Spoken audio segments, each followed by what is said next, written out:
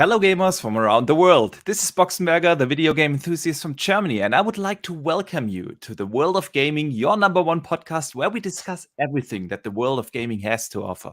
We talk about games, news, technology, and basically everything that happened over the course of this week. And as you might have noticed, we have set a new day for this podcast. When we had the premiere last week, it was aired on Friday, but I got approached by so many from the community, and they asked me to move this date simply because there are so many crossovers with other shows on Fridays, and I want to make it possible for everyone to join. So that's why we moved this show here to Thursdays, and I already see a lot of awesome people, friends in the chat here. Big welcome to everyone who is joining us live, but also thanks to everyone who listens after the fact. And I do have a special guest here today that I would also like to welcome. We have MADZ from MADZ Gaming here today. He's really my hero today because he single-handedly saved this show because he was actually scheduled for next week. Yeah, but today's guest canceled on short notice for a private reason, and I asked him to jump in, and he answered the call, and I couldn't thank him more. So welcome, MADZ, here. Thank you for joining us. How are you doing?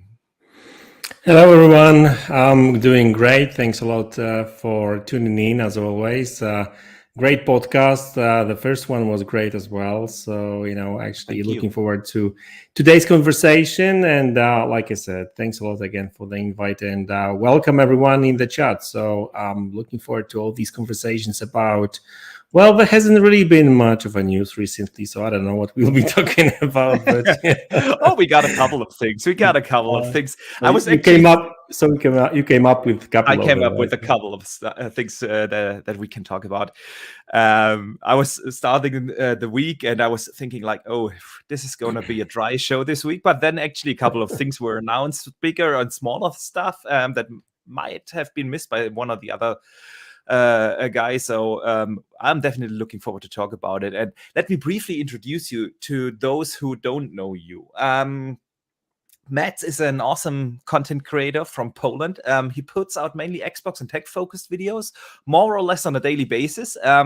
So in case you want to check his stuff out, all his links to his YouTube, to his Twitter, and so on can be found in the show notes of this show. And yeah, definitely check him out. Great content creator. We just talked about this prior to the show. I found him like 3 years ago when I was looking for good content creators, tech-focused creators that are outside of the US. And MADZ was one of the first one I found. And ever since, I'm a sub. So I highly recommend to check his stuff out. Okay, and before we get into the actual gaming discussions, I also want to put out a apology to Ben Kenobi, who is not just an awesome artist, but also a true generous member of this community. And he did the artwork for this podcast. So he designed this little logo that you can see right here and everywhere in the thumbnails and so on. He also helped me to design the background here for this podcast. And I wanted to shout him out last week, but I simply forgot it. And I want to apologize for that. And so if you don't know him yet, definitely check him out. You can also find his link in the description of the show notes, and probably one of his most recent arts you have seen. MADZ, you have seen it as well. And that was a little joke that he put out where he put Aaron Greenberg next to Crash Bandicoot making the X. And so Aaron Greenberg, he made all these people cry on Twitter. Exactly. Jesus Christ. It comes from him. So yeah, everyone has seen that probably. Well done. Crazy. Well, listen, man, well done annoying millions of people on Twitter. Definitely. I don't know whether another fan artist has achieved something like that. That thing really went viral, and everyone is using these avatars right now. So shout out to Ben Kenobi. All right, guys. I always want to start a gaming podcast with a little bit of talk about games. So I want to have a brief look on what games actually released this week. We had a couple of smaller games like Circuit Superstar and Demon X Machina. Something awesome came out on the PlayStation, and that is The Artful Escape. I highly recommend everyone to check that out. It's also in Game Pass. Mads, have you played The Artful Escape? I did, yeah. I actually beat that last year, I think. Yeah. It's a pretty cool experience because, like, it's like it has kind of interesting story, but Yeah. a good actually music and stuff. I liked it. It's a short kind of experience, so give it a Yeah. try. 4 or And 5 hours, something like that. yeah, something like that. But actually, the art, the graphics, and obviously we're not really talking about realistic graphics. It's just like kind of a cartoonish graphic, but it's crazy what they created there. It's like a very fun combination of graphics and music, and it's kind of like creates this kind of nice experience. It's technically speaking, it's not really that kind of like very demanding game. You've got some platforming and that kind of stuff, some QTEs and whatever, right? But it's I did like it. Yeah. Same here. I thought it was a very unique experience. Like you said, not just with the graphics, but the way how they implemented the music and everything. It was a fun game, and PlayStation gamers and Switch gamers actually can now also check that out. Pokemon Legends released, and Uncharted Legacy, the Legacy of Thieves collection on PS5 released. You played any of those? Yeah, but I played these both games, because that's Uncharted 4 and that's like the DLC. So I played that on PlayStation 4 Pro when it released. Actually, you know what? Uncharted 4 was the game that actually made me to buy PlayStation 4. I'm not even joking, because like before that I was like, I wasn't really big Bloodborne fan. Drive Club was just okay, so I was like, I can wait. And actually, funny enough, back then Xbox actually had better games, in my opinion, at the very beginning of the generation. Yeah, So people definitely forget that in the first 2-3 years of the PlayStation 4, there weren't really that many AAA bangers. So exactly. Yeah, So then shortly before the game came out, I saw some trailers and stuff, and actually I saw this scene where they were like traveling some sort of like jungle something in this Jeep or something, and I was like, I need to play that game. And I bought PlayStation 4 pretty much for that game, and played many other games later as well. So I played these games, great games. I really enjoyed the Uncharted series. The first one wasn't really that great, but ever since 2, the series really is top game. And but if I were to pick, I would say that Uncharted 2 was the best one. I would agree there. Probably followed by 3. I also enjoyed 3. 4 was awesome, but I found it a little bit lengthy. There was this part in the middle that I they opened felt it a up little bit stretched out. Yeah, but otherwise, also fantastic game. Production quality, top notch. Definitely awesome. What else have you been playing? Well, recently I've been playing Dying Light, to be honest with you. The first one. Because the first one. Yeah. I used to play it on PC, but I never finished it. So Dying Light 2 is coming out soon. So I was like, you know what? Maybe I should actually play it again and that kind of stuff. And on Xbox, it's 60 frames per second now, because that game got a FPS boost. So I'm actually enjoying it. Like I've put like 20 hours into that game already, and probably should finish it like probably before the Dying Light 2 releases. So I've been playing that for the most part. Well, I play Forza Horizon here and there. This is like my Forza games overall, whether motorsport or Horizon, are my to-go games, to be honest with you. I mean, not sure if you remember, like a couple of weeks ago, there was this website, Xbox website, where you could check your Xbox history and stuff. Yeah. And they had section where you could check the most played games each year. What was yours? Well, Forza game, Forza Motorsport or Horizon each year, like Each last year. 5 Oh, each year. awesome.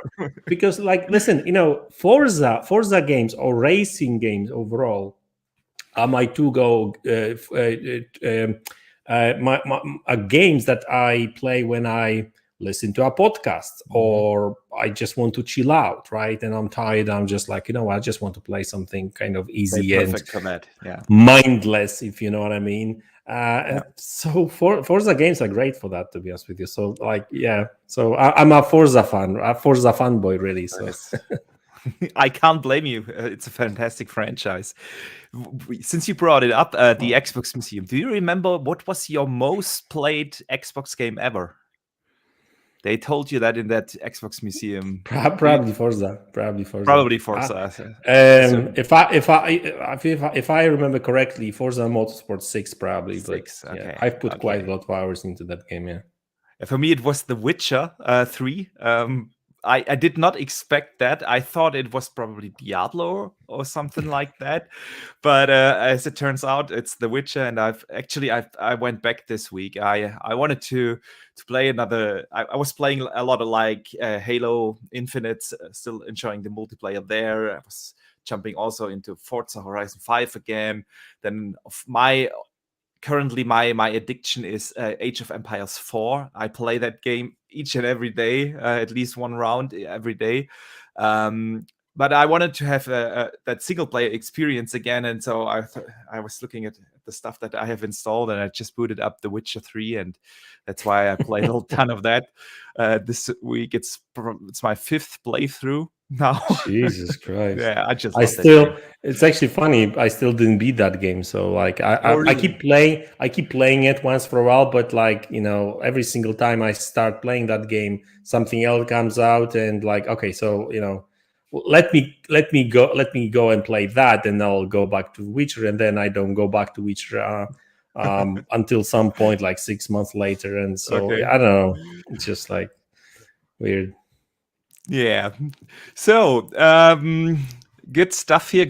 Let's get into some news. And while we listen or talk about the news, we can actually watch a bit of gameplay in parallel. I recorded some Witcher gameplay, of course, playing it this week again, so we can just run that in parallel here. Yeah. I wanted to talk to you about some of the aftermath that happened with the Activision Blizzard acquisition last week. I mean, that was a major news topic. It was the dominant topic for the last week. And actually, a couple of interesting things happened. There was over the weekend a big interview that was posted in Washington Post with Phil Spencer. Did you have any chance to check that out? Yeah, I've heard parts of it. Yeah, I didn't read the full. Yeah. So there's one particular quote in that interview that I want to discuss, and Phil Spencer was asked about what his thoughts were about where the industry is going and how he sees the competition in the market and stuff like that. And then he said something very interesting. He said, and I'm quoting now, that he doesn't think that Sony or Nintendo would do anything that might hurt the gaming industry long term. He was not so sure about other companies, and he specifically mentioned companies like Amazon, Google, Facebook, Tencent, etc., etc. So I wanted to bring that up as a start of a discussion.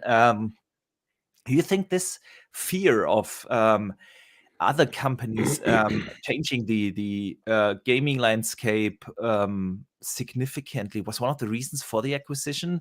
Was Microsoft afraid of Tencent or Facebook or Google or Amazon coming in and just picking Activision Blizzard up, and God knows what they would do with it with them? What are your thoughts? Well, obviously, I'm not in Phil Spencer's shoes, or I'm not a fly on the wall when in their meetings and stuff.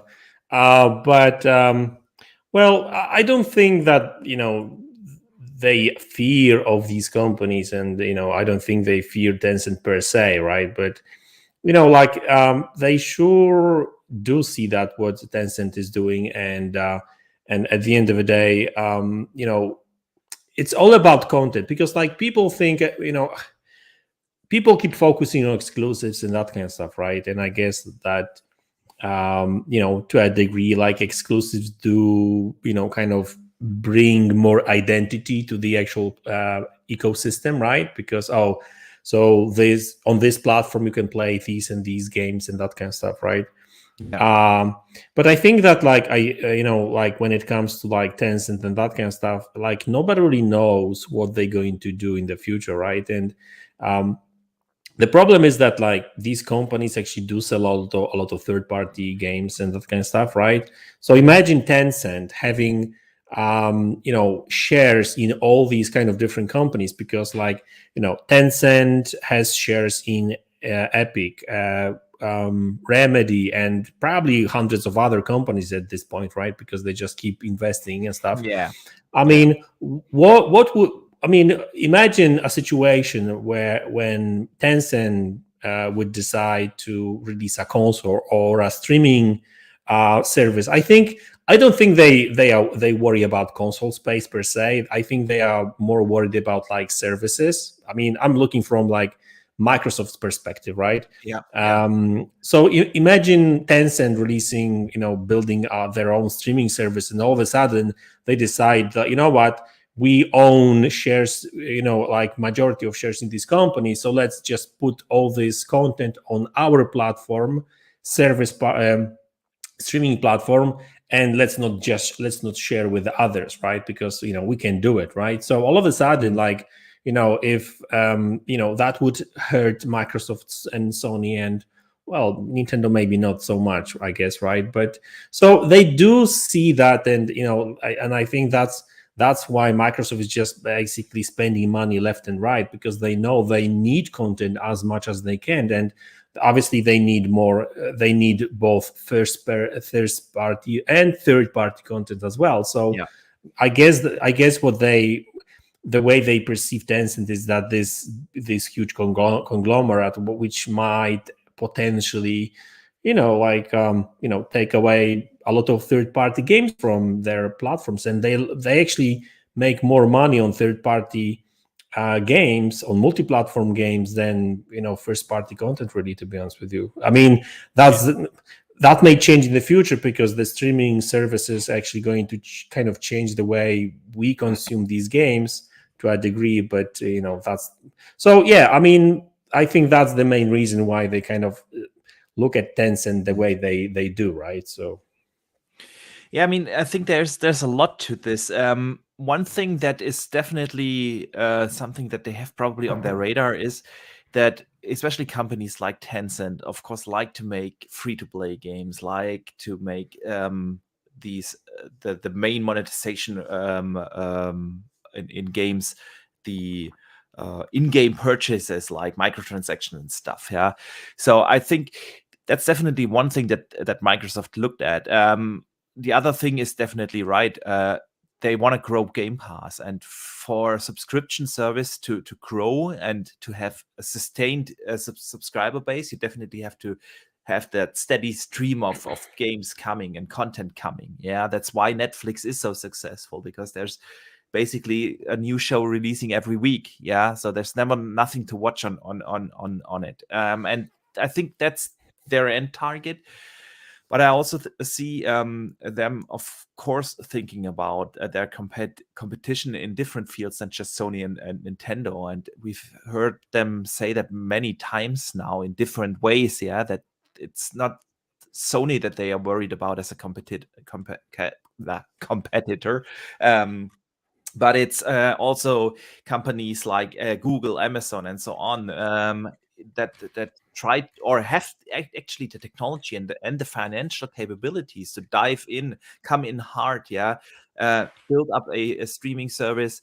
And if it doesn't make a certain revenue, they just leave it again, and that could definitely hurt the industry and make entire publishers like Activision, Blizzard disappear. So I think it's kind of a mixture in between those fears and, of course, the desire to grow Game Pass. But there's another thing you mentioned that is is something very, very interesting. That was your point about exclusivity. I will get to that in a second. I just want to briefly thank Clinton Nathari, who just became a channel member.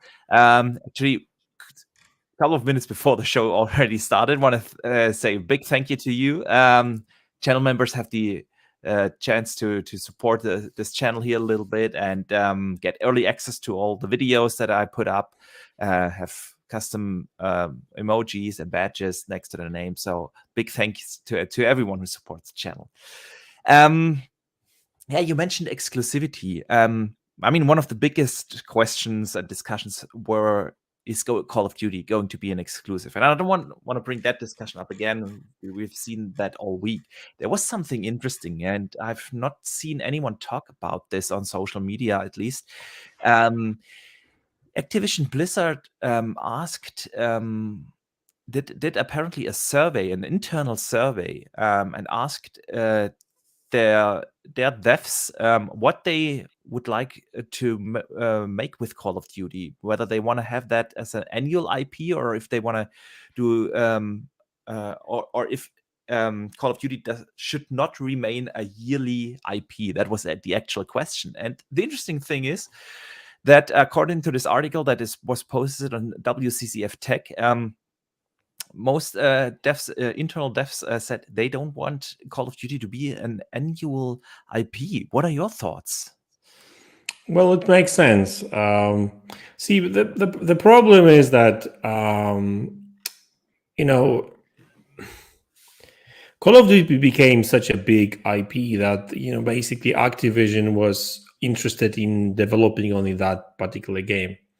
So obviously that puts, we're talking about like AAA title, high quality, kind of, production, that kind of stuff. Whether we like it or not, this is like a big AAA game at the end of the day, right? And that costs money, that costs resources, development time, that kind of stuff. That's why they've been using like 15 of their internal studios to actually work on the different Call of Duty games, right? Yeah, I mean, I think basically every studio is now at least to some degree supporting Call of Duty. Exactly, and it's crazy. And like recently there's been a number of games that some of the internal studios did work on, and like like this Tony Hawk's game. Spyro and Crash Bandicoot remakes and that kind of stuff, right? Yeah. The game sold well, and they were actually reviewed very well as well. So I thought that we're going to get more of them, right? Like from these studios, because they know how to do it. But no, they decided to actually shift all these developers to work on Call of Duty, right? So yeah. It's like never-ending story, and it's a shame, really, because you kind of killing creativity in these teams. How long? I mean, I get it. Like some developers, some companies may want to work on Call of Duty for the rest of their lives, right? I mean, who knows, right? That may be the case. But I would imagine that some people may as well just want to try something else, right? And create some other IPs and stuff, right? And if you've been working on one particular game, like for too long, I kind of think that developers may get burned out, and I think that's one of the issues with Call of Duty right now. There's like nothing new there, nothing. It's just like copy paste, and I'm not even talking about just resources and stuff, right? But like it's just like if you played one Call of Duty, it's like you played them all. And don't get me wrong, like it. Yeah, exactly. I mean, and I like Call of Duty games. The campaigns, I don't really play multiplayer, to be honest with you. So yeah, same here. So, but I do, I finished Vanguard last year. I enjoyed it, even though it was, Second World War and that kind of stuff. Nothing really creative there, but so it's good that. Okay, so two things. Well, it's good that Microsoft openly speaks about the fact that they may consider, releasing these Call of Duty games like every other year, for example. And good to see that developers actually want to do it as well, right? So maybe because that do two things. One is that the core Call of Duty development teams will have more time to work on these games, which should allow other support studios to actually work on some other games. So, and this is the biggest problem, my biggest problem with Activision and all this and that particular acquisition, because like it feels like all they are buying is Call of Duty, right? Because other than that, it's like there's like, dude, I was so excited. I'm still super excited about what Bethesda is going to produce. Yeah. And even though they paid, I say only 8 billion, but in comparison to Activision Blizzard, that's only $8 billion. Yeah. And you are getting all these IPs, all these development teams that actually working on different games. Yeah. Doom, Wolfenstein, Starfield, Fallout at some point in the future, Elder Scrolls in the future. What else do they have? Like Doom, Wolfenstein, Arcane, Within, all the exactly. Arcane games. Yeah, So many IPs. You mentioned that, and with Activision, Call of Duty here, Call of Duty there, and just like. I just said that last week on this podcast. It's funny that you mentioned it, because if you really think about it, what games come immediately into Game Pass? Yes, it's the yearly Call of Duty, and then you have like once in a decade a Diablo game, and maybe an Overwatch game once in a decade. So it's really not about bringing immediately a ton of new games to Game Pass. At least not new games. So they can always release some legacy games, but still. And even if they greenlight the day the ink dries of that deal, all these IPs that we want to see revived, like StarCraft and whatnot, it will still take years, 4 or 5 years at minimum, until they hit Game Pass. So we're talking here about releases in 27, 28, 29. The thing I think about what was the main reason is that they bought into the PC and mobile market. Yeah, they get World of Warcraft, one of the biggest IPs on PC still to date, even though player numbers are declining. And of course, with King, they get one of the biggest mobile publishers, Candy Crush and stuff like that. So I think that is something that they also consider when they bought it. It's their chance to extend their market. Yeah. So funny that you mentioned that. Can I address something? Because there's somebody in the chat that says that MADZ is seeing small picture. Because the big reason that they bought Activision is King. I get where you're coming from, because I just spoke about the games, the stuff that I care about. Yeah. And I didn't look at from like business perspective. I get for them to pay $70 billion, there must be something more than just Call of Duty, of course, right? And I get that, buying Activision, Blizzard, and King, they've got obviously the mobile division and all these extra stuff, right? Blizzard and that kind of stuff, right? Yeah. So I get it. I'm just like looking at it from my selfish perspective, right? Which is always good, because exactly. It's a gamer's perspective. I sometimes feel like we tend to focus a little bit too much on the business side of things. I mean, it's interesting to look at it from a business perspective. Don't get me wrong. I love to talk about business side of things, but in the end, we should see it like we are consumers, we are gamers. And what is the benefit that we actually get from it? And on short term, it's Call of Duty, definitely. I agree there. But long term, it's for Microsoft definitely to extend their entire market, and that's the strategy behind it. Listen, Mads, great points. There was also, of course, the discussion coming up about the entire exclusivity thing, and there was an article on Bloomberg actually. That they reported that the current contract of PlayStation with Call of Duty said that they will get 3 more Call of Duty games. It's going to be the 2020 and 2022 and 2023 mainline Call of Duties, and there's going to be a Warzone 2 in 23. These are the remaining 3 Call of Duties that PlayStation apparently, take it all with a grain of salt, is having, and from then on out, the dice can be rolled in a new game. So, what do you think? Is 2024 going to be the year where Call of Duty becomes exclusive, or do you think it will stay multiplat? Um, I'm not. I haven't really decided, and I guess like it's guessing is just like kind of pointless at this point. If I were to look at all this deal from I mean, if we compare it to Bethesda deal, for example, right? I would say like a lot of people, brings up the point that these annual Call of Duty games would be exclusive, while Warzone would be obviously multiplat. And that Bloomberg report kind of suggests that as well, like that at least Warzone is going to be on PlayStation, because it looks like Sony has deal and probably marketing deal for it as well.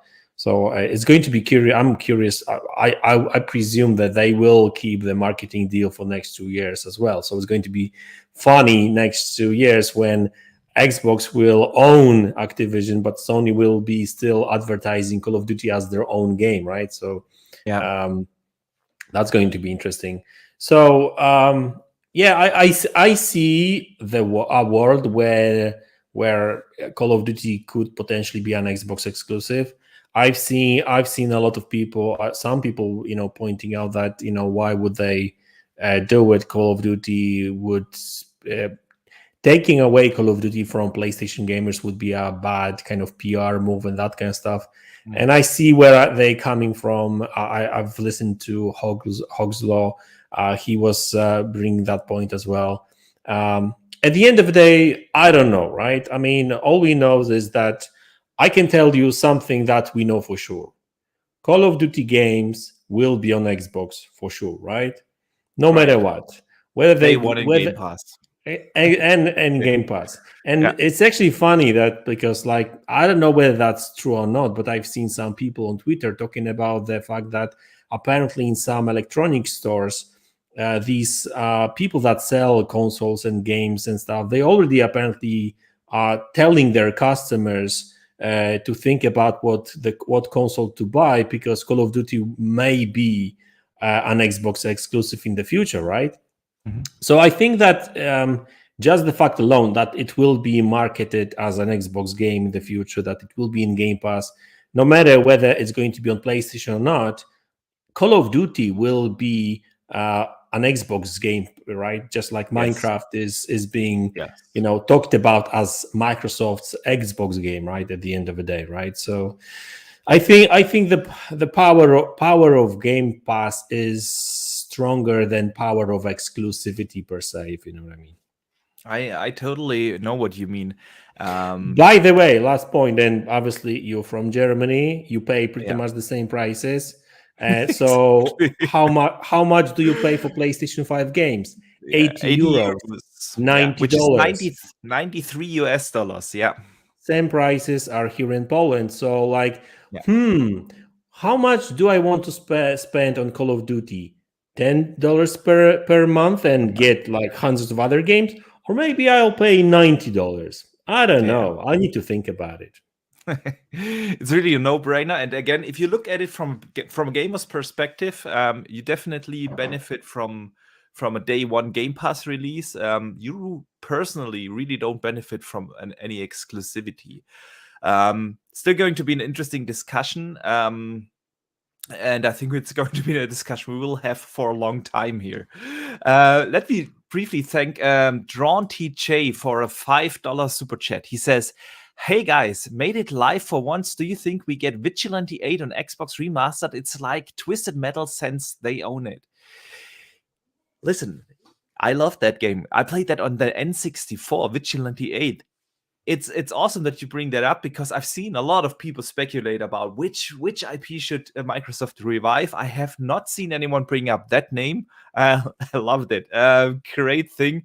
Will there be a remaster? I don't know. It's N64 days is really long. I want to say something about it because, Yeah. like, obviously, I've seen a lot of people with their own list of games that they would love to see. The and this is the biggest problem I've got with Activision is that there's been they've got all these IPs, but the problem is that the developers, people that actually worked on these games in the past, are either gone, as in they out of the company by now, or are actually scattered all across the Activision working on Call of Duty. Right? Yeah. There's no dedicated teams that would actually work on it. So you know. Maybe some of the biggest IPs, maybe they could find a team within Activision to work on some of these games. But I wouldn't really think that they would start all of a sudden, like, remastering all these, fun games. They were probably at some point, but right now it's not as easy, right? I could see games that. Kind of were released like a couple of years ago, maybe these, right, like StarCraft, for example, right, or that kind of games. But like these very, very old IPs, like some people were talking about, like, oh, maybe we get a new Pitfall game. I mean, if memory serves me right, the last Pitfall game released like in 1990 something, right? So It's different, it's been a while, yeah, definitely. different era. So Yeah, a lot of these games are from a different era, so I think they will revive a couple of them, but I wouldn't expect them to revive like 20 of those classic IPs. Yeah, they will probably focus on some of the bigger ones like StarCraft. That IP is too big to let it sleep. Yeah, but yeah, I would love, exciting for game. example, I would love the classic Warcraft games to be Oh yeah, revived, right? Like when not World of Warcraft Warcraft. 3. Yeah. Yeah, exactly. And actually, funny enough, like maybe there is a little bit of hope because Activision 2 years ago they released the Warcraft 3 Reforged, I think it was called. It was kind of like a lazy work on their side, on their part and stuff, but Yeah. maybe they are looking into that IP and that kind of stuff. I hope so because I love these games, but I guess everyone has.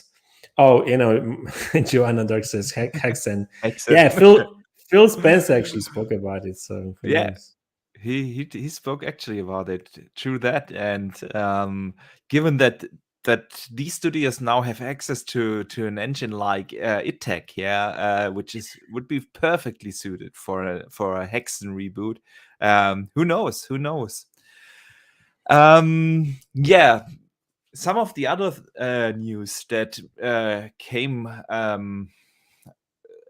Activision Blizzard adjacent this week was actually something that isn't that good in my opinion, and that is a report that a 34 strong group called the Gamers Work Alliance have officially asked the parent company Activision Blizzard to recognize a union. Those were quality playtesters that tried to form a union, which would be the first ever major North American game development studio that has actually a union. And another report says that Activision Blizzard refused to recognize that union and that they want to ask the entire company if they should accept that. What are your thoughts here on when you hear things like that? I mean, we know that the work conditions in a lot of studios were really not that good for a lot of developers. There were things like sexual harassment, misconduct, mobbing, etc., etc. All kinds of awful things. We had this kind of like frat boy mentality, and now the workers try to form a union, and Activision Blizzard, with Bobby Kotick on it on the top, doesn't recognize it. What do you think? What do you make of this? All right. Obviously, I'm not a lawyer, right? I'm a Yeah. IT guy. I know a little bit about technology and that kind of computers. That's my day. That's my daily job. Yeah. Because imagine you being YouTuber is not my daily job, right? I just do it Oh, for do fun. tell, do tell. Yeah. So some people think that it's like my job to do these Yeah. videos. But anyway, So I'm not a lawyer, so I don't really know much about, because like here's the problem with media. Sometimes they don't necessarily know everything about what's going on. They report on it, and so here's the thing. Yesterday or 2 days ago, I don't remember, on Brap podcast, they had Hogg's Law, right? And he spoke about that actually, that unions and that kind of stuff and what's going on there. And he basically said that he thinks that this is like a little bit of inaccurate reporting on it, because there's two things that needs to be addressed here. First, according to him, I may not be, obviously I'm not so well spoken on the laws and that kind of stuff, so I would recommend you guys actually checking Brad podcast, to be honest with you, because he said that there is a law where you've got a sort of like a group that wants to form the union, but company cannot recognize it as a union, but this group can allow other members of the company to vote whether it wants to be unionized or not, right? And then if they agree and they want to be unionized, then apparently company can say, okay, well, go ahead and do it, whatever. This is the way I understood it, but like I said, go and follow Hogg's Law. He knows everything about it, right? Definitely. I mean, even he's a lawyer, right? He's an actual great. lawyer. Yeah, exactly. Not definitely, like Twitter lawyer, but like real lawyer. Yeah, and he's dealing with mergers and acquisitions, believe it or not. Yeah. So exactly. He's not one of these couch lawyers that suddenly last week we have seen thousands of antitrust lawyers on social media. Yeah, you were absolutely right. And thanks for the clarification. I haven't heard that particular episode. I've seen Hogg, for instance, on the Iron Lords. This guy has been everywhere lately. So yeah, he's making the rounds. He was also at the Bitcast. He's definitely making the rounds. So thanks for the clarification on that. So that's one thing. And don't get me wrong, I'm not trying to defend Activision. Maybe they shouldn't have done it either. I don't know. But like I said, there's something iffy about their reporting on it, right? They're missing some information. That's one thing. Another thing he mentioned as well, in the same podcast, is that I don't know how that actually works, but apparently when Microsoft has sent this kind of letter of intent that they want to buy them, apparently the company cannot really do any major changes, right? So I'm not really sure if that kind of, if Activision agreeing to recognize this union would fall under this category, right?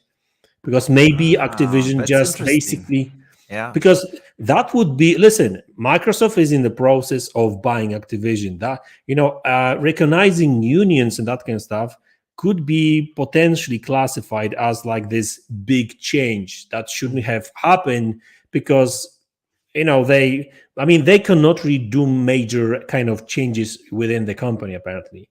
So he mentioned that as well, but how does it tie into together? I don't know. Like I said, I'm not a lawyer, and I don't want to defend Activision by any stretch of imagination. I think that obviously what they've been doing for the last couple of years is just disgusting, basically. So at the end of the day, I think that like people like Hogg's Law are much more knowledgeable on that to actually really talk about it. But the problem is that media don't necessarily got the whole info and the whole picture. That is true. We've seen that with so many things. Like you said, most media sites simply report on news. They don't really do investigative journalism these days. So it's always kind of up to us to interpret that, and especially when it comes to legal stuff, that can be kind of hard, and a lot of misinterpretation can come in, without wanting to defend Activision Blizzard, because it might be something simple, like you said, that there's simply it's not the proper way how to form a union or stuff like that. But yeah, we've seen that Bobby Kotick hasn't really put anything in place to get rid of this this kind of culture that they have in their studios. So it always has a certain taste to it. But let me briefly thank a couple of super chats. First comes from Louis Gaming, who sends in almost $5 super chat, and he says StarCraft, Ghost, and Blackthorn for me. Also, real-time strategy, StarCraft and Warcraft. Yeah, listen, dude. Ghost, StarCraft Ghost, that would be awesome. It's still, I still don't understand why they actually cancel that game. Would be awesome if they revived that. And the second super chat comes in from Drawn TJ, who sends in a generous $10 super chat. Remember, they own the company that did the remaster Tony Hawk. I say do 6 games, revive, then focus on new ones. Plus, don't forget Vigilante 8 was on PS3 at least. Make it a backward compatible. Oh, I did not know that Vigilante 8 was on PS3. But I agree. They own the company. Was it on Xbox? Listen, I would have to Google that. I can't remember. I can't remember. I remember playing Vigilante 8 on the N64. That is where I played it. Yeah, now 25 years ago or so. Yeah, it's on Xbox. Xbox 360 as well. But I'm glad he mentioned the Tony Hawk remaster. I just booted it up again today. It's such a fantastic game, and I do hope that they actually make a proper new one and give the devs enough time to make a new Tony Hawk as awesome as it can be. Well, good talk. Let's move on, and from the union thing, we stay at Blizzard, but we stay at something that they announced this week, and they announced actually a new game. It's a new survival game that Blizzard is working on. I want to quote something that they put out on a blog post, and they said, "We are going on a journey to a whole new universe, home to a brand new survival game for PC and console." They really didn't specify anything about that game, no name, no certain setting. There were 2 concept arts posted that kind of reminded a little bit of a mixture in between Everwild, what we've seen from Everwild, and some sort of high fantasy game that is set in modern days. So have you seen that? And do you think it is a coincidence that this news was announced, this big new game was announced only a couple of days after the acquisition announcement? I don't think it has nothing to do with that really, because like when I first saw that announcement, like the tweets and stuff, there's actually blog posts as well. I thought that this game is in very, very early stage of development. So maybe I thought that maybe I jump in here real quick. I want to read a quote from Mike Ibarra, head of Blizzard. He said, he posted on Twitter, "I've played many hours of this project with the team, and I'm incredibly excited about the team's vision and the brand new world it presents for players to immerse themselves in together." So yeah, it definitely sounds like it's a very early stage. They are looking for tons of developers to join the team for that game. Exactly, but here's the thing: like I thought that they are just like literally just starting right now. But it looks like they've got already like working projects, right? So they've got like or stuff like a prototype and something like that. So it looks like they kind of know what they want to build and stuff, right? And now they just want to expand the team to actually start proper production, right? So it looks like they are entering the actual proper production for this game, right? So I would imagine that like they've been working on this game for a while now. So like as far as we know, like Microsoft started talking with Activision about the acquisition like in November or October last year. So that game has probably been had been in development for a while now. So I don't think that these two things are related. I think that what's happening right now with Blizzard is that it's shame that what's going on with Activision right now. Like I said, all these developers are kind of like being poured into the Call of Duty kind of development. But looks like Blizzard kind of they kind of killed a couple of IPs as well. Like, they made them dormant, but looks like there's something going on there. Like Diablo, we had this remaster, Diablo 2 remaster.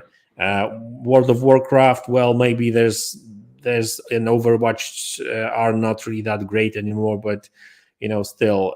So it looks like they are more creative, if you know what I mean, right? So that's good. So hopefully with Microsoft money, or I don't know. I'm kind of, so I hope with Microsoft and more freedom, they will be able to create even more. But it's actually kind of interesting how they're going to manage them, because like this is, I know that this is a little bit of off topic, but like for years we've been talking about the fact that Microsoft wants to have this off hands approach, do what you do the best, you've got your own culture and that kind of stuff. Yeah. And obviously that works for companies that have been successful, that hasn't had any internal struggles and stuff. Clearly, that's not the case with Activision Blizzard, and they will have to step in and do something. So this is not going to be pretty. That I can tell you. Oh no! It's I'm glad you bring that up. Let's talk about that real quick.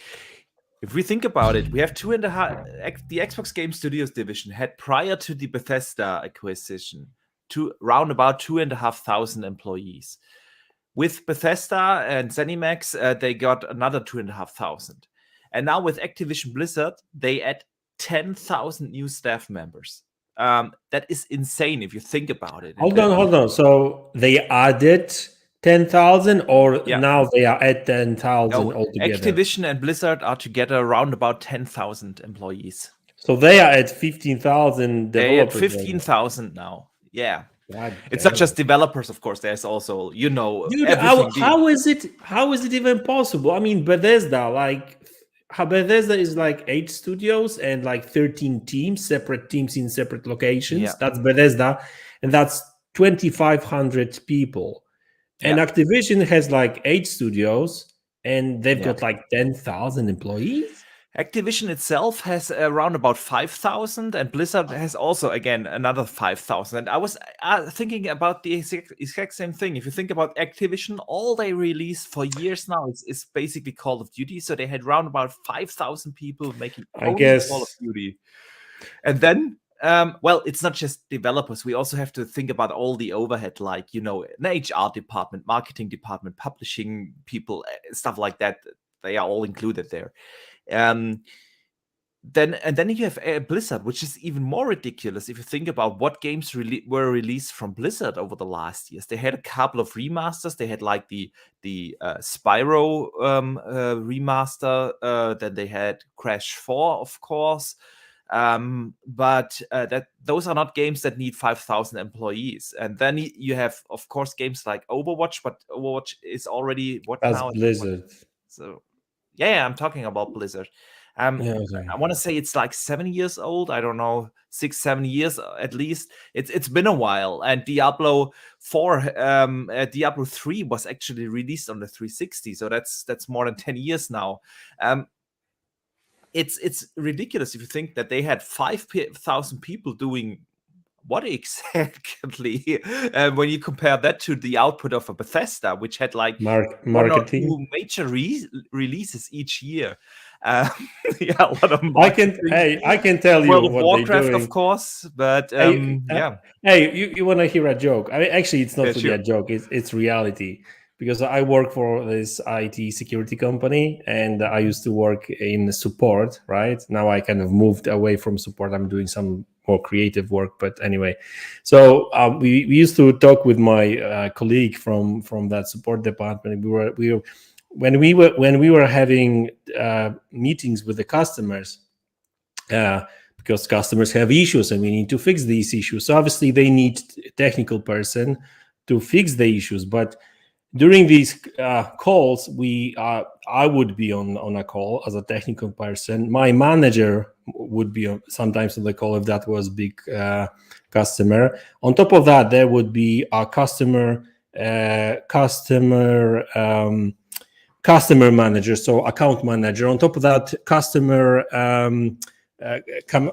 success manager. On top of that, some other manager, right? So we would love that there would be one technical person and 5 managers on top of that, right?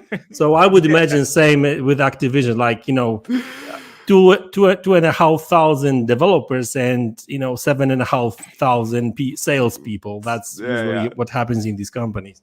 Yeah, it could definitely be. So that's but I agree with you. I don't know. I'm just joking, but I don't know either. But I wouldn't be surprised if that's not too far off. To be honest, these companies tend to overmanage themselves, and they build a lot of overhead. That is definitely true.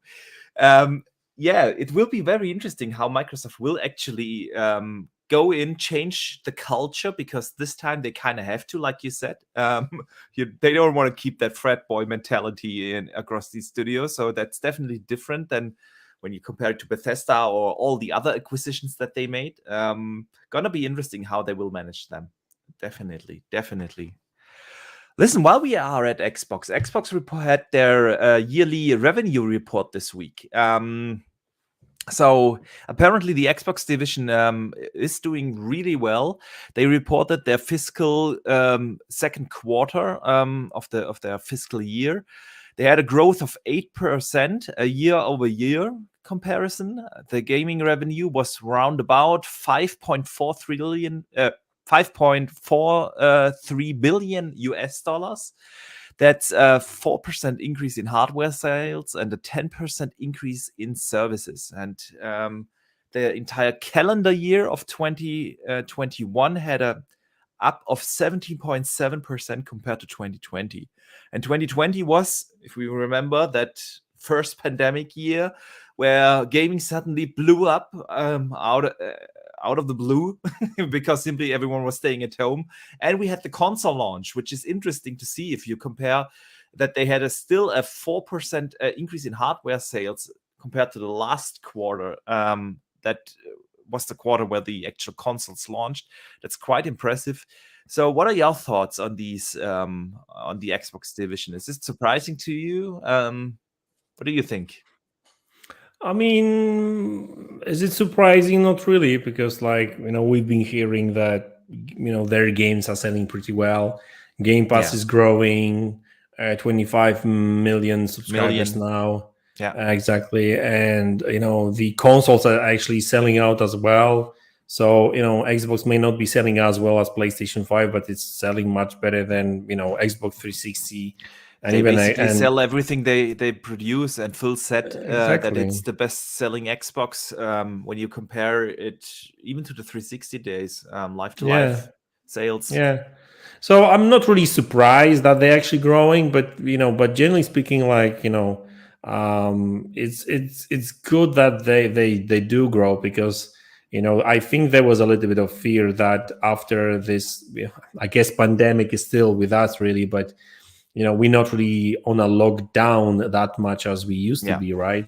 Yeah. There's obviously certain limitations here and there, but so generally speaking, people don't sit at home that much as they used to.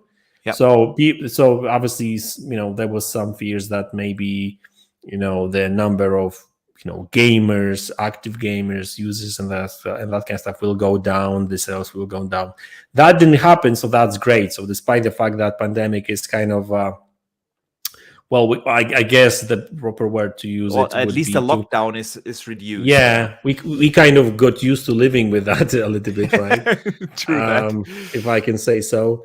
And yet they still growing, so that's good. And I bet PlayStation will soon enough probably will come up with their own numbers, and they're probably going to be impressive as well. So I mean, at the end of the day, it just goes to show that gaming is very healthy. Gaming is growing overall, and just like I was pointed out before, like that King acquisition is going to be part of it as well, because it's not only about consoles, it's also about PC streaming services, mobile Candy Crush and that kind of stuff. It's all revenue for them. So yeah, I mean, it's good to see that gaming is healthy overall, and it looks like competition is going to be very, very good this year, this generation, which Which is makes me awesome. happy. Yeah, me too. And that's good. And looks like there can be three big players on the console market competing for our money, and that's just good for everyone, in my It's opinion. where we benefit the most from is when these companies actually fight for our wallets. Then that's where we gamers benefit the most from. And I mean, if you look at this year, all three have major games coming. Of course, Nintendo has with Pokemon now already released or coming tomorrow actually, and they have Zelda Breath of the Wild 2 coming. Yeah, we have on PlayStation Horizon Forbidden West, which I can't wait to play. One of my most Same here. anticipated games. God of War 2, Gran Turismo. They will have a fantastic year. Forspoken, even though a third-party exclusive, they will have a good year. Great year, actually. If all these games actually come out, I'm still not sure about God of War. Fingers crossed that they will Dude, release it. I always say, like, PlayStation needs their own Game Pass, because Yeah, it's going to cost me too much to buy all these games, especially that's for $90 per yeah. piece. So. That is true. That is really true. Um, yeah, absolutely. The price point of these games is something that is simply an issue over here. I know a lot of people also complain in the US about these prices, of course. Yeah, and then of course with on Xbox side of things, we will have also fantastic games coming this year. So I absolutely agree. It's great to see that gaming is so healthy, and that the industry as a whole is growing, and gaming offers more value than ever before, and that is just awesome. And speaking of awesome, there were a couple of awesome games announced this week. Crysis 4 was announced. Yeah, I was waiting for that for a long time. Crytek has been way too silent. German developer, I gotta shout them out. Yeah, what do you make of Crysis 4? Is your PC ready? No, my PC is not ready, so that's I can tell you that. I bet Digital Foundry in next 15 years will be still testing their games on Crysis 4. So Yeah. because it's going to be one of the most demanding games ever. Yeah. Well, the thing about Crytek overall, they were always the company that was like really pushing the boundaries of graphics and stuff. Really, really forward. If you look at like Crysis games, right, one of the most demanding and advanced kind of games on PC. Rise Son of Rome, right? This game still looks good to this day, even on Xbox One at 900p, Yeah. believe it or not, right? Yeah. So it's crazy. So I'm actually enjoying Crytek games a lot. I didn't play Showdown much, Hunt but Showdown. Yeah. yeah, exactly. So, but I'm a big fan. It's actually funny because Crytek was the ones that invented Far Cry. Not, I don't think many people remember, but first Far Cry was made by Crytek, and it was like more open world. Kind of. Actually, it wasn't really that open world game, but it was. Open Crysis aerials. 1. Yeah. Yeah, Crysis 1 is very similar to Far Cry, right? But then Ubisoft took it over, and we've got Far Cry, that we like Far Cry 5, 6 now. But anyway, like I like these Crysis games. I'm actually halfway through the Crysis trilogy, because Nice. I beat the Crysis 1 remastered. Now I'm finishing Crysis 2. I'm probably in March, because there's so many great games coming soon. Probably in March I'll play Crysis 3 remaster. So like I really enjoy these games, and I'm so glad that we're going to get another Crysis. And many people actually speculated on that after the trilogy, and they probably saw that there's a quite a lot of still interest in that kind of franchise. And I don't know whether they already had that game in development back then, or they just started, but just the fact alone that this game is coming, and it's great, because Crysis is actually one of these kind of like old, good old school kind of shooters where you don't really think much about stuff and just shoot, and it's just fun, right? I like it. Yeah. And you've got Yeah, these, same. abilities and that kind of stuff, and like superpowers, I guess, Which with is, that it's. I mean, nano people suit. talk a lot about Crysis when it comes to graphics and technology, and like you said, they always push boundaries on that side of things. But actually, the gameplay mechanics were awesome. For a shooter. At the time it was released, they were really pushing for some innovative stuff there, and I can't wait to see what they do with Crysis 4. Yeah, I mean, I have a pretty decent gaming PC with my 3080, but I still don't think that this game will be handled too well by that. We shall see. Maybe at 1080p. Maybe at 1080p. We will see. It's going to be a while before we see that game come to life. Yeah. Before we continue with another awesome game announcement, Quick question while we're on that topic. Sorry. Sure. Did they ever confirm that they've got like a new engine? Because like with each kind of iteration of their games, they announce Crytek engine, but CryEngine. I mean, are they working on a new version now? They didn't really specify that. They have said that they want to do a full iteration of the engine. Whether that means that it's just a continuation, or if they really do work from scratch, wasn't really clear. They just said that they want to do an iteration, especially for two things that are currently not supported by the engine. The first thing is machine learning. They want to have that implemented.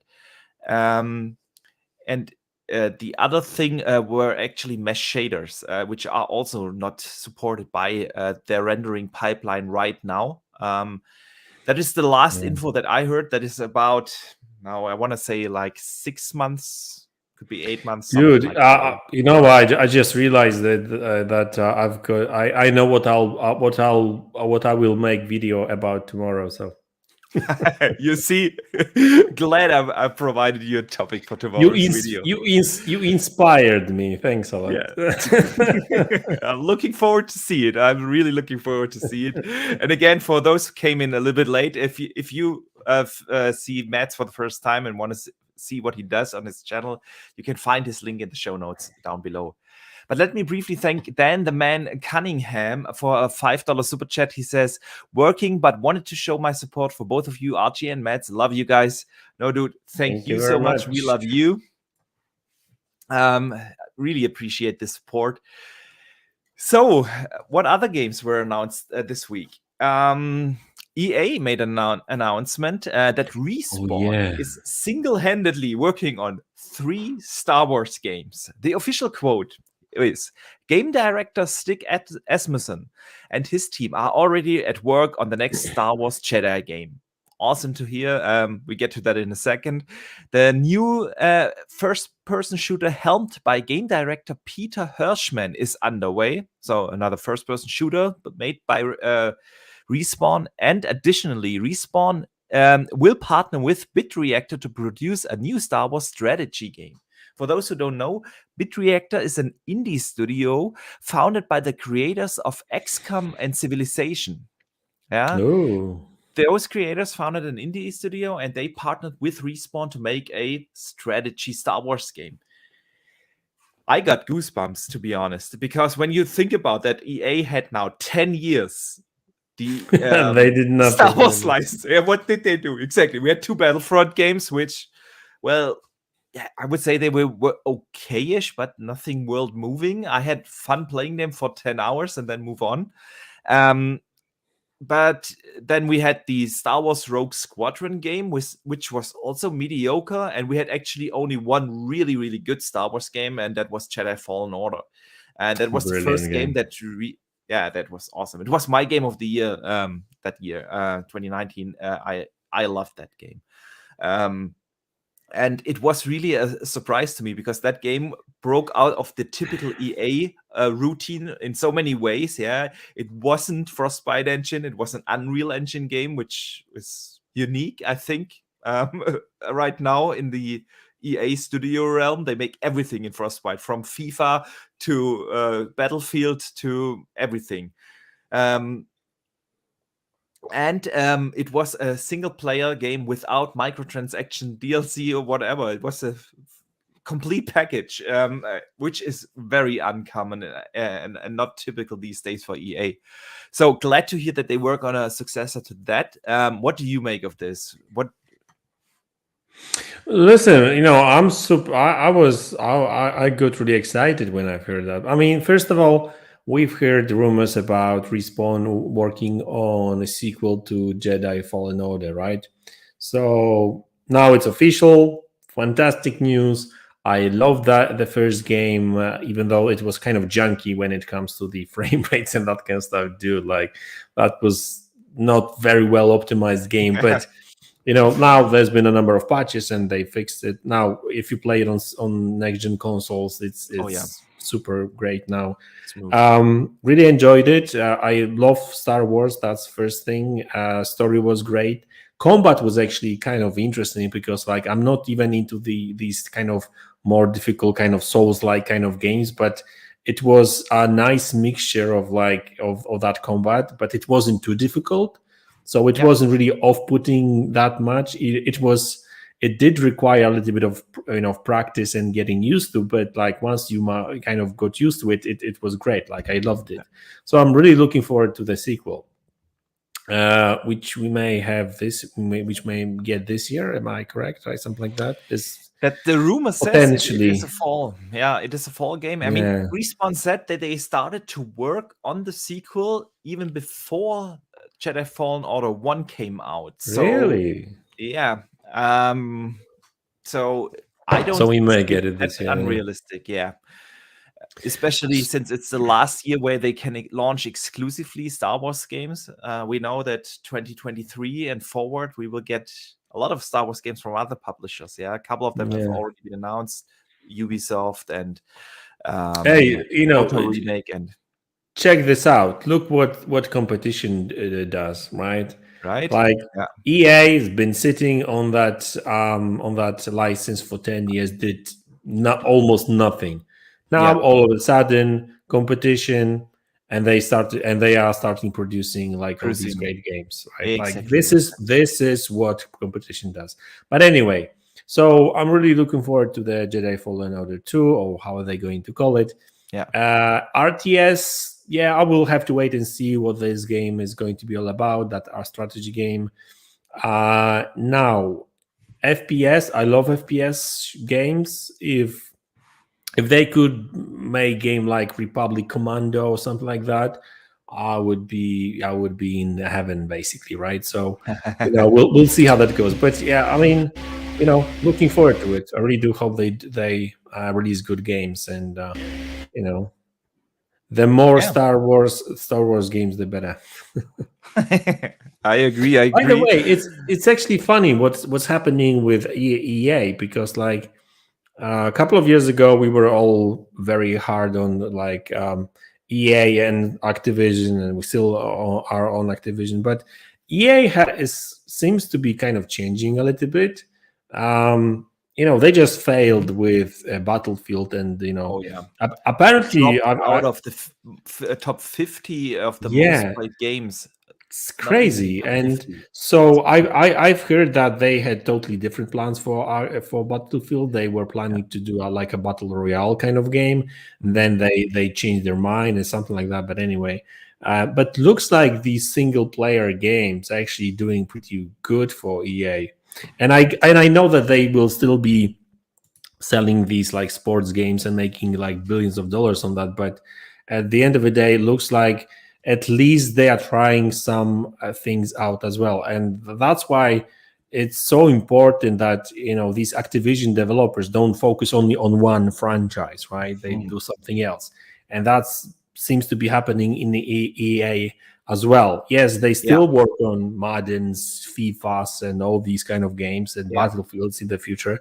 But at least at the end of the day, they are all also trying other IPs. They are building something new, right? So that's great. And we also heard this week that there was actually an internal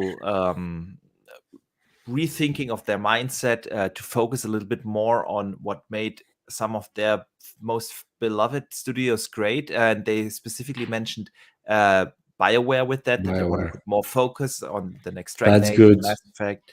And let's hope that these games will be the games that we all want them to be. Yeah. That's great news because, like, a couple of years ago, when we started hearing first rumors about new Mass Effect or Dragon Age, there was a lot of talk about, like, oh, how do we monetize these games, right? Yeah. And the problem is, if that was their main focus, their main goal, I guarantee you that these games would be terrible because if you just focus on monetization, I mean, that's the worst possible start, or a goal for a game. Just how do we put monetization in, right? So if they are rethinking their strategy and they will just let BioWare work and do games, right? And maybe somewhere we could put some monetization here and there. Maybe we will actually get some good games from BioWare. Yeah, agree. Well said, and I couldn't agree more. And we all want that, right? Okay, listen, the last topic before we get into a new category of this show is something that is actually a rumor put out from Special Nick from Xbox Era. He has apparently heard that Xbox is making another IP or is giving another IP the Master Chief Collection treatment. So rumors are out there now, of course, for a Gears of War collection or a Fable collection. What do you make of this? Well, at first I was like, Fable and Gears of War collections makes no sense. That was my thinking even 2 days ago. Do tell Right? Because I want to hear that. because I was like, Fable and Gears have been enhanced for series consoles, 1440p, 4K, 60 frames per second. That's how these games actually work right now, right? Fable, the first Fable, has a new version, like the Xbox 360 kind of anniversary version, which has been enhanced back then as well. So I was like, I mean, why would you invest all this money into it? And then I spoke with Dealer Gaming, and he was like, "Mads, but think about it. Why did they do Master Chief Collection, and why did they spend so much time fixing it?" I was like, I don't know, like they just wanted a new game. No, they wanted to put it on PC. And I thought, you know what? Yeah, that's actually correct. None of these games are on PC. So actually, it kind of makes sense now because, like, they can actually, obviously Xbox would get their own version, anyway. But I think it's more about PC players to because, like, I think none of the Fable games are on PC, and there's only one. And from when we talk about the classic Gears games, only one is on PC, the Ultimate Edition. I mean, 4 or 5 are on PC, but really 2 and 3 and the Judgment are not on PC at all. Yeah. So you know what? It might be either Fable or Gears actually. Yeah, it kind of makes sense to really introduce, because I would even think maybe that's Fable because none of these games are on PC, and 2, there's been this kind of not rumor, this tease by Xbox account, Game Pass account, I think, that they were teasing this Fable rumor months ago or so, where they posted the chicken. Exactly, and all of a sudden they were like, "Oh, there's nothing to talk about here," like, ignore it, right? I think so. I think it's Fable now, right? So I think it's Fable, and it makes sense because they already announced new Fable game, and new Fable game will be on Xbox and PC. So it makes sense to allow these PC players to play these original Fable games as well. I haven't thought about the PC argument yet, but I Good. love it. I didn't think about it Yeah, either. it makes total sense. You want to have that ecosystem as well introduced to the classic Xbox IPs. Um, when I heard that rumor, I was also the first thing that came to my mind was definitely that tweet from 2 months ago or so about that with that chicken that where everyone was like, "Dude, what is going on here?" But um, I think especially Fable would make sense right now, because the last Fable is like was released 12 years ago in 2010.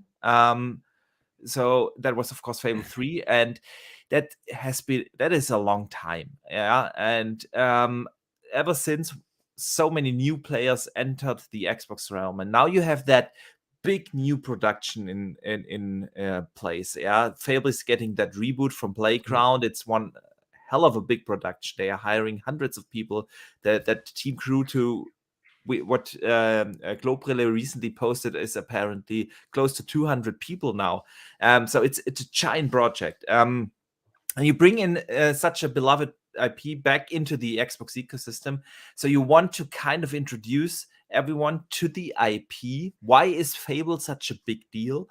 And since these games are really old, and especially Fable 1, yeah, didn't age probably as good as for instance Fable 3 did, yeah, it definitely would make sense to give that game a little treatment outside of an FPS boost, yeah, because you have that already. The thing is really enhance the textures, enhance the audio, make something nice and show people, introduce them, and you want to have that Fable hype up, yeah.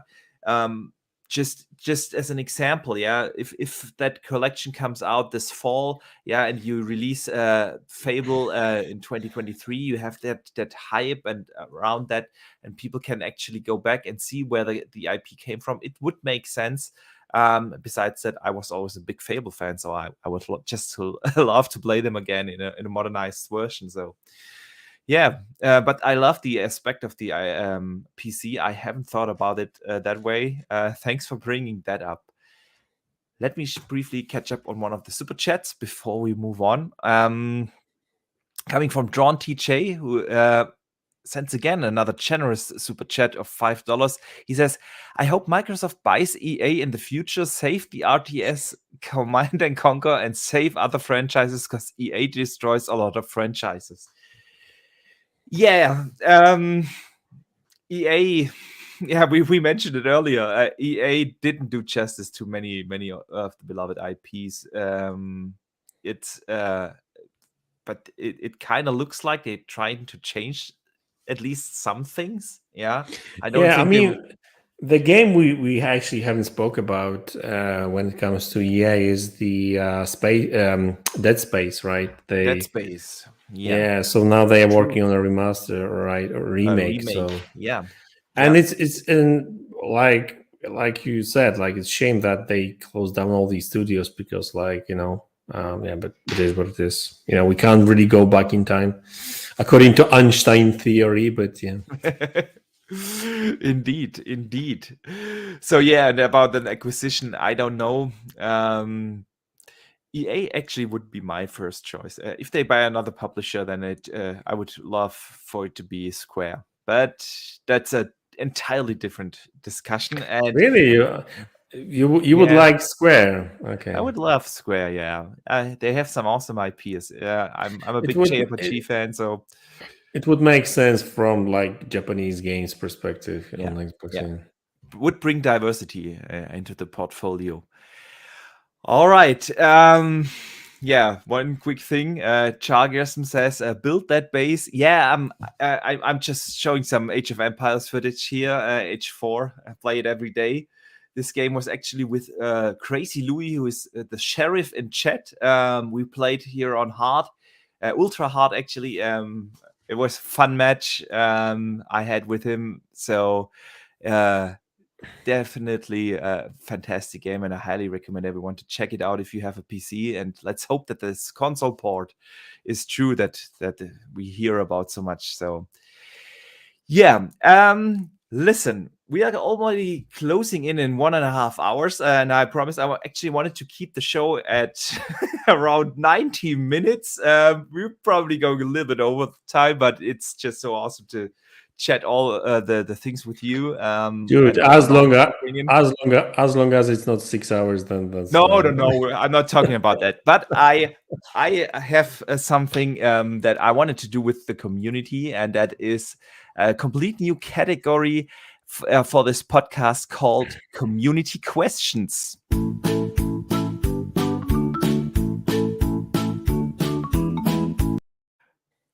So I put out on Twitter the tweet, and also on YouTube in the community tab, where you guys, the listeners of this little podcast here, can hand in questions. And that is the new category called Community Questions, that I would like to answer a couple of questions that the community wrote in. So many people answered, and I want to say a big thank you to everyone who wrote in a question. There were so many awesome questions that there were simply too much, to be honest, too many, to be honest, so that we can answer them all. So I had to pick a couple of them. And the first I want to discuss, and I had to bring that in because MADZ is a gamer here from Europe, and an Xbox-centric gamer for that matter. And Straight Edge H8 wrote in, and he said, I have a big question. Will Microsoft ever try to market Xbox or Xbox Game Pass in Europe, or will they still choose to lose? They have a great console and ecosystem, but nobody seems to know about it over here. There's no TV advertisement, no advertisement on sport events, and no store presence. Straight Edge, I think he comes from Belgium, if I remember correctly. So, Matt, what do you make of this? I mean, I'm surprised because, like, here in Poland, I actually see quite a lot of advertisement from Microsoft. Like, they advertise the console, they advertise the games. There's quite a lot of advertisements for Game Pass, of course, for both Xbox and PC. I've seen quite a lot of like computer shops, like Computronic and that kind of stuff, like selling their laptops and also advertising Game Pass at the same time. So I guess PlayStation is still a little bit more visible in a sense, but Microsoft actually, at least talking about just Poland alone, they stepped up big time. So hopefully that will continue and they will do better. Well, I can speak for Germany. Xbox has improved a lot in many regards, but there's still a long way to go, to be honest. I still don't see that many advertisements, at least not in the classic media like TV, magazines, billboards, stuff like that. There's obviously always an occasion, and especially in the very, very big cities. I remember being in Hamburg last year, for instance, where I saw, I think, the first billboard of Xbox in Germany ever at the train station. But in general, there's really not much advertisement in the classic sense. And there is one thing I have noticed. I mean, I wouldn't care that much if there is a TV ad or not. I don't watch that much TV anyway. But the thing is, most of the advertisement these days is done through social marketing and viral marketing. And I really see that Xbox doesn't support that many content creators here in Germany. I don't know about Poland, but German-speaking channels rarely get codes for reviews or previews or consoles. And I'm not talking about my channel. I know I'm way too small, but there was one thing I'd like to bring up always, is the biggest gaming YouTube channel here in Germany has 4.3 million subs. So it's really a big channel. But he didn't get a code for Halo Infinite preview. So, when I see stuff like that, I sometimes wonder, is Xbox really serious about the market over here in Europe? How is this in Poland going? Do you see a lot of Polish, especially in your native language channels that focus on Xbox, and do they get support? Well, it's actually interesting. I actually just started thinking about it, and like, yeah, I mean, I guess PlayStation still gets more mind share, but I think it comes with just the fact alone that like PlayStation is just like a bigger brand here in Poland. But when it comes to YouTubers and stuff, I don't even know, to be honest with you. I didn't really Okay. notice any difference, to be honest with you, right? I mean, um, yeah, it's. I mean, Xbox is being talked way more and more, but I think it's just a Game Pass effect. I'm not sure if Mm. it's. I'm not sure if that's a result of my Xbox marketing actions, if you know what I mean. So Yeah. Xbox is talked about here in Poland way more even by YouTubers, but I'm not sure if that's thanks to Microsoft's actions, if you know what I mean. So Yeah. Yeah. but when it comes to marketing overall, whether that's in press or TV or something like that, yeah, Xbox is present here in Poland. So, but like you Okay. said, they could do even better. But Yeah, I mean, there's always room to improve, and I've seen them improve a lot over here in the market. It's really no comparison when you compare it to like even 5 years ago. Yeah, there has been definitely a lot of improvement. But yeah, we also know that some smaller countries here in Europe really don't get that much support from Xbox. There are a lot of countries where you Xbox know didn't what? launch officially. Yeah. So yeah, There's please. there's one thing I want to actually say, because obviously being now more on social media and Twitter especially, Yeah. I talk with a lot of people from different countries, and the biggest problem in Europe is not even the advertisement in countries that they do support like the products. I think the biggest problem in Europe overall is the fact that there's not many countries in Europe that they do offer support at all. Like Yeah. Croatia, for example, there's no official Xbox distribution there at all, right? They don't Yeah. sell Xbox officially.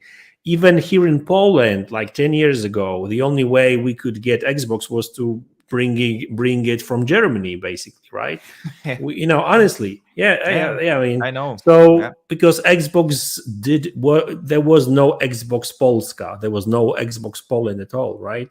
Now, yeah, obviously that changed later on, but there's still a lot of like smaller countries in Europe that don't have official Xbox support at all. yeah, So that's actually a problem. And Jeff Gordon was actually talking quite a lot about it, about yeah, the language support, even in countries that the Xbox is present anyway. And obviously he spoke also about India and these big countries as well. But yeah, generally speaking, Xbox still has a lot of work to do when it comes to like global approach to their products, yeah. not And just localization and yeah. yeah, treating the markets equally. Absolutely, absolutely. Um, just real quick, one super chat came in from Gamer by Choice, a generous $10 super chat. Just showing support to two of my favorite podcasters. Only 4 more hours of podcasting to go, right? Yeah, we're not doing 4 hours today, but we have a couple of more minutes definitely going. And I want to continue with another community question coming from Semi Basil. He wrote in and asked, since Xbox is really ramping up content for Game Pass, any chance they expand the availability of the service to more territories? Like, will the cloud version be offered to the Caribbean region, for example, anytime in the next year or so? I want to continue with that question because it kind of touches on what we already talked about. Do you think that they will expand Game Pass and the cloud service to other countries over the course of this year? Well, I'm sure they will expand it, but the question is when. I'm not sure about this year per se, because here's the problem. Right now, um, the blades they are using to build those server Service? kind of racks and stuff, right? They are using the same chips that goes into the consoles, right? And we know that there's chip shortage still, right? Yeah. And to build, and obviously the closer to the server center you are, the better experience you're going to get. So I think they will focus mainly on regions they've got strong server present, Azure presence, right? And then they may actually expand as well. Actually, it's funny that because for years Poland haven't had any Microsoft Azure presence here in Poland. When we were using any kind of subscription stuff from Microsoft, we would connect to Germany or Czech Republic or something like that, right? Yeah. But apparently Microsoft actually invested quite a lot of money now here in Poland as well, and they are building the Azure center here in Poland as well. So it will take some time, but yes, they are expanding, and sooner or later, because they want to have this global presence, of course. So, but I don't know when exactly, and when they will expand it. It will take time, but because it's not as easy as like putting a couple of Xbox blades in some, it's a whole infrastructure. And when they will be building like data centers, it's not going to be only for Xbox, right? It's going to be for the whole Azure thing. So it's a complicated thing, and it takes time and money. I mean, money is probably not a problem, but infrastructure, I guess. Infrastructure, absolutely. And also you touched on the chip shortage that will continue through the entirety of 2022 and probably well into 23. So that's definitely an issue. When I read his question, I remembered immediately an interview from last year with Phil Spencer, and he actually talked about this a little bit, that they know that they have a lot of work to do when it comes to globalization of their brand, and that they will or are working on big steps for the future, and that we will see those big steps come rather sooner than later. So whatever that meant at the time, that's one thing that I remember. The other thing is that they also spoke a lot about the chances of cloud streaming to actually go into regions where people cannot access classic console gaming. He actually brought up Africa. He used the example of Africa, South Africa, where a lot of people simply can't afford a console, and that streaming definitely is an option for them to get into gaming, because you don't have that barrier of needing to buy a console for, even if you consider the Series S, of $300 or euros. So with all that in mind, we shall see if 2022 is the year where we will see their plans for a bigger globalization effort. But I think they are constantly working of getting data centers set up all around the globe, and it's only a matter of time till we see that. Another question comes in from Andrew Sauce. Sorry if I butchered your name. He's also an awesome channel member, by the way. And he said he actually, even though he's Australian, he wrote in the question in German, so I have to translate now. Will the acquisition of Activision Blizzard make a big difference in Game Pass subscriber numbers? I mean, it will once they start releasing games into it, like, pretty much all. And it's so, I mean, here's the problem, like, because people get excited about this Activision deal, but we won't see any real fruits of it until late next year. So it's going to be a long wait. So yeah, I mean, I'm sure that a lot of people will subscribe to it once Call of Duty is going to be there, and all these other big games like Diablo 4 and whatever other games they're going to add. So we're talking about like huge IPs and games that actually so Game Pass is best for these service type games, and there's a lot of service type games from Activision. So yeah, I think that will boost numbers big time. Eventually it will. If they wouldn't see a chance to grow Game Pass with Activision, I don't think they would have acquired it. Okay, another question from Daniel Proctor comes in and says, he asks, now that Xbox all but owns Activision, do you think that that their library of exclusives and the number of studios they own now will force Sony to rethink their policy on cross-platform play. So, do you think Call of Duty going to Xbox now is this something that they will leverage to change their cross-platform policies? I'm not really sure. If we're talking about any sort of actions that Sony could potentially do, is so if they didn't bend the knee to Epic and Fortnite, they probably won't bend the knee to anyone else, right? So, like the deal they made with Epic was that that they will have to pay them for for any lost revenue and that kind of stuff. So I don't think that's going to change much. I don't think. If anything, Sony will probably start working on their own shooters and that kind of stuff. Maybe they will get into the multiplayer kind of, because here's the thing. Like for years, I've heard that Sony don't need their own shooters because they've got Call of Duty. Well, they won't. They may potentially lose it, so now they will have to do something about it. So. Yeah, but I don't think that will change anything about crossplay.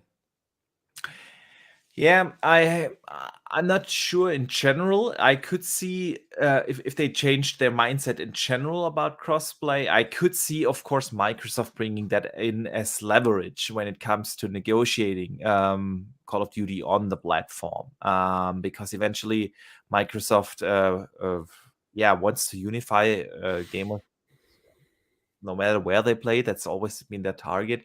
And I don't think that Game Pass is going to come to PlayStation anytime soon. So this is definitely something that they could use as leverage when negotiating. We shall see. We shall see. Interesting times we are living in. Definitely, definitely. So, and the last question from the community from the community that I want to bring up. Again, there were so many awesome other questions. I can't get to all of them because then we really would have a 4-hour show. But I want to bring in one last question because I really had to laugh when I read that, because I felt at that exact moment when I read it, I felt exactly that thing. Ferris MD wrote in, do you ever lose the desire to play any video games after you've finished a very, very good game? Sorry, can you read that again? Sorry. Okay, sure. Do you ever lose the desire to play any video games after finishing a very, very good game? So basically what he asks is, and I felt exactly that. I played a great game and I didn't know what to play next because I was so, I get it, and I do have it. Yeah.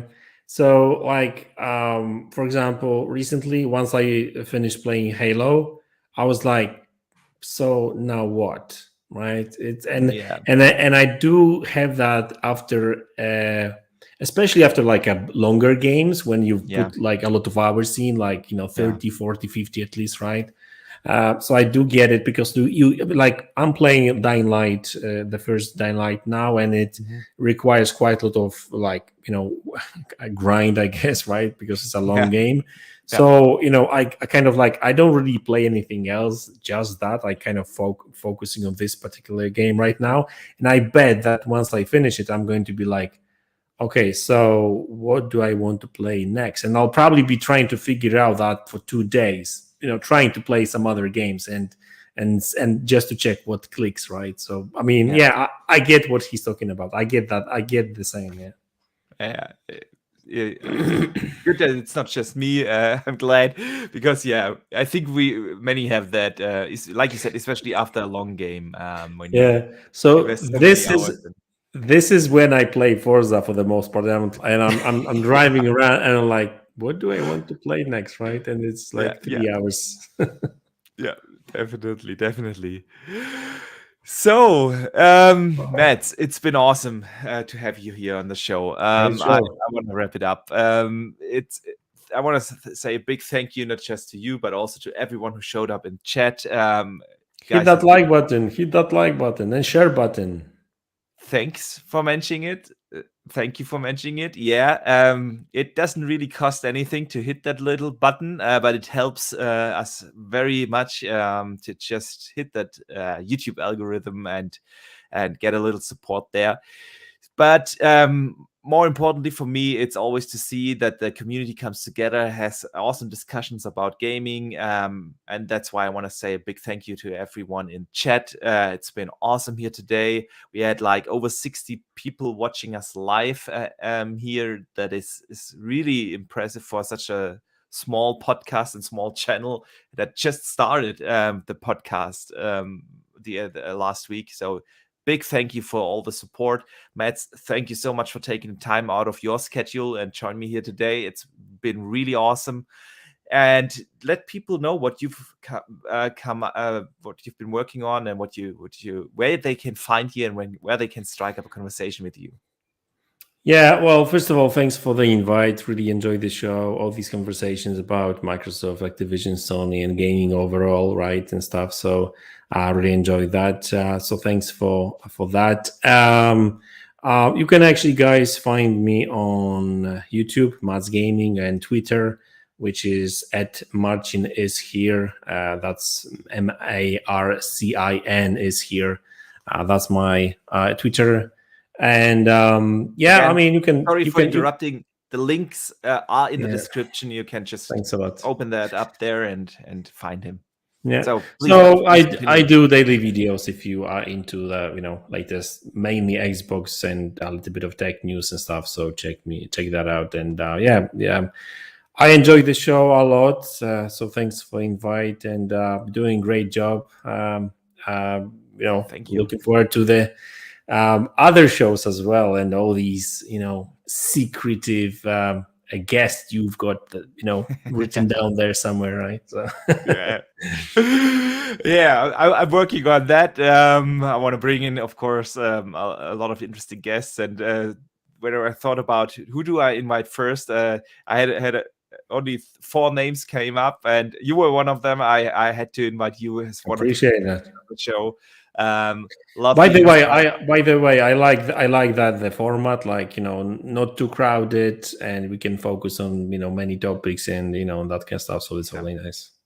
Thank you. That was exactly the intention when I thought about how to set up the show. I want to have a small panel to cover more topics and have a more direct conversation than you could have with a bigger panel. So appreciate that. Again, thanks everyone in chat. It's been awesome here today. Thanks again for all the super chats. I really appreciate the support. And yeah, I see you guys next week. And don't forget to game on.